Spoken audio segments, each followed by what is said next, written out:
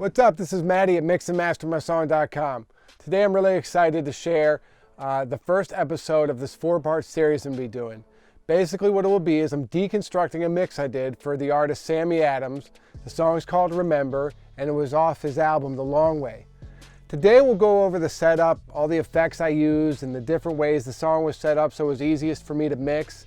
And then in the following weeks we'll do drums and bass, music, and then finally the grand finale, the vocals.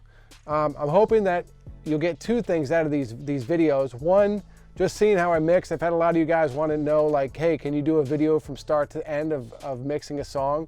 So this is what that's for.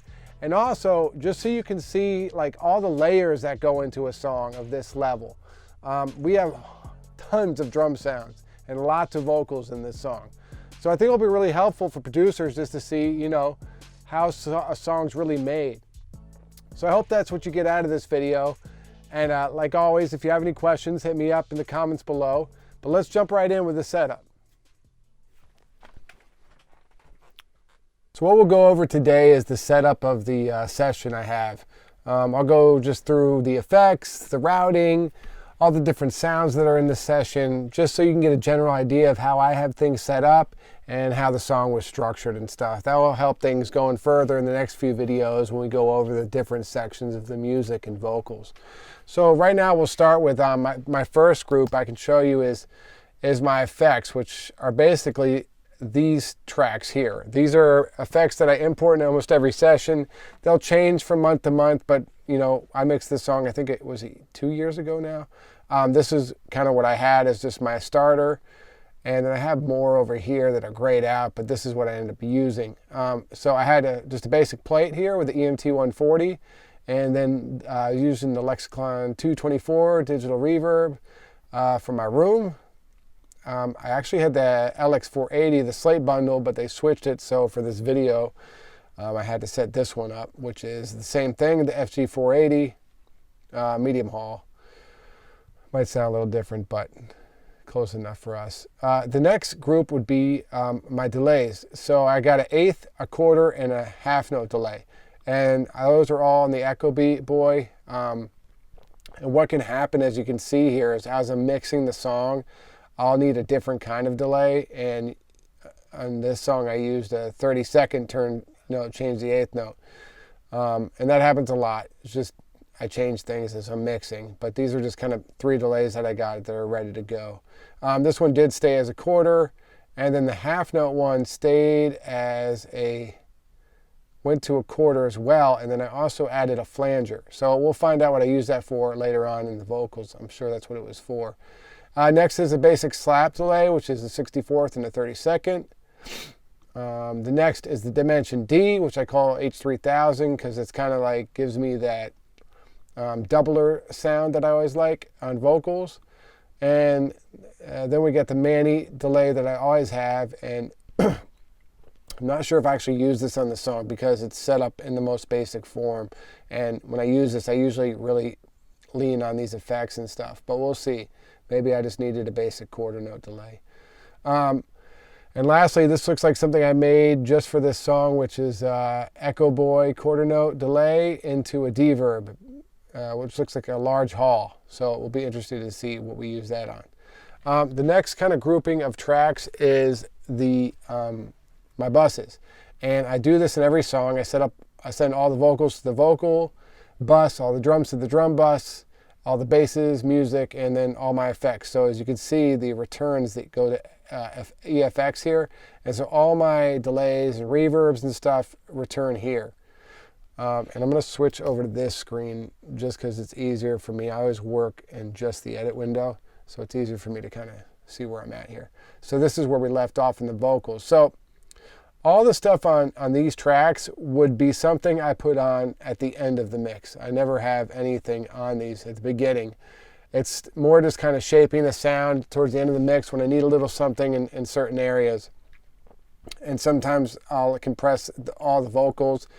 This is probably only getting compressed a dB or 2 at most, just to kind of pull all the vocals in, and then I might EQ some stuff. And it's, you know, here I'm just kind of boosting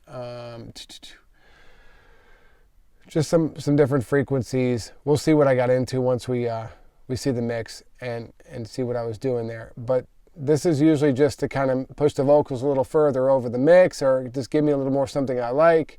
And then the drums are really interesting the way that all happened in this song. The drums are the hardest part of this mix. And the reason being is, you see when we get to the drums, there's just tracks and tracks and tracks of drums. So I had new drums and old drums to make the first set of drums bigger. I think a couple of guys produced drums on this song. So here were my initial drums, and I got the UBK on there, which is awesome, just to make things bigger. And then just a little shaping here, I was probably working on the bass, try to get some of the subsonics out of there. And then I have new drums, which was another set of drums, and that's got a little bit of compression and the same EQ on it. So that's that, and we'll get into that in the drum and bass video. The bass was fine. I don't think there's much bass actually on this song, so nothing was done there. Music, just a real light EQ. Looks like there was a little frequency I wasn't liking, around 500-600. Effects, we got the VMR. I put the VMR and everything on this track just to give it that kind of analog SSL sound.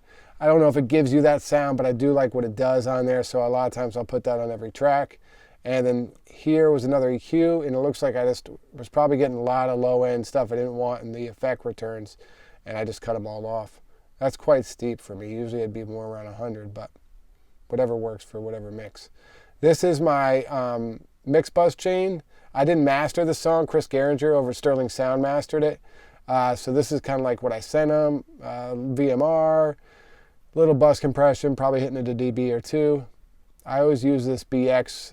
It was version 2 when I mixed this, but it's version 3 now, just for a little stereo width, just a little bit. It just kind of pushes the mix out a little bit in a good way. Once again, the Manly Massive Passive, and this was just probably some light EQ stuff. Doing some cutting around 270, a little cut maybe around 3K, and a little boost around 16K. Nothing crazy there. This tape machine, I love it. It sounds cool. I'm not even sure 100% what it does, but it gives things warmth, a little thickness. And I did actually mix most of this song in the box. It was before I had a lot of my analog chain over here. So this kind of gave me that sound. And then this Oxford Inflator I use to this day, and I couldn't tell you what it does to this day. Some sort of harmonic thing, but it just always makes the mix sound bigger. And I use it a lot, somewhere around there, where the effect and the curve can change depending. So that's basically all the effects and master stuff. There's some effects spread out through the mix, but we'll get to those once we go through the sections. And then now to the sections, just tons and tons and tons and tons of drums. I mean, look, all the way down to here. Then we have guitars and some synths, some Moog. It was this cool. This was a cool kind of track. They use a lot of kind of old school synths and stuff. So you got a Juno and a Moog, and then some acoustic guitar, another lead guitar, some haze, more synths, and we'll get into all these in the music section, a little bit of effects. And I'll group all that into the music section. And then finally the vocals, we got Sammy's lead, some doubles and adds, the breakdown voice, which looks like it was something we had from the rough mix and we just kept, which there's nothing wrong with doing. I do that a lot. Parallel compression. Here's the hook, 3 stacks, and then an ad-lib, real simple song. And then some ooze and some stutter effects. And so the ooze were some effects, just some ooze, and we'll go through all the other effects we did. I think some of that was from the sound of it was from the original mix, and then I did the panning and some other stuff on there. And then the stutter effects, that was from the original mix too, so we kept those. So that's basically all the track outs and stuff, and just kind of the structure of the song. In the next video, we'll go over the drums and the bass and, you know, start getting into the meat of the details. So I'll see you in the next video, and if you like the video, make sure to subscribe and like and comment below. Thanks.